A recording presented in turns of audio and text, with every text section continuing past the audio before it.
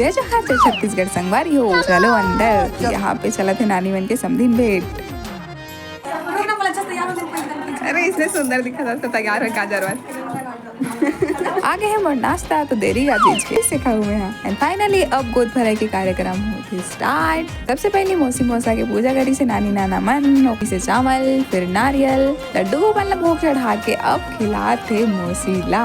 लड्डू गोपाल से यही प्रार्थना है कि जो न्यू मेंबर आने वाला है या आने वाली है वो बहुत ज्यादा क्यूट रहा है, स्वीट रहा है, हेल्थी रहा है, एकदम मस्त रहा है। नहीं आती करमन से वीडियो कॉल में बात चले थे, ओकर बाद हमन गिरत हफ्ता पहुंचे हैं शीतला मंदिर। इतना मस्त शीतला मंदिर कांच के पास से तो दिखाते मोट होपड़ा, पर आप मला भी दिखाते अंदर जितना भी जोत चले है ना पूरा दिखाते। नहीं मिले चिरपोटी टमाटर तो ऐसे ही मन चिरपोटी टमाटर चुराती हूँ, बहुत सारा मिल गए। बोली ना फोटोग्राफर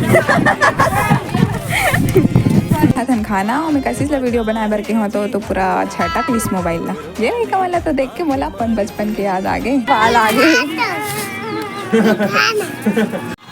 अरे अरे अरे अरे अरे लड़का मैं जय जो हाल जय जो ये बड़े लड़का मैं और छोटे लड़का है।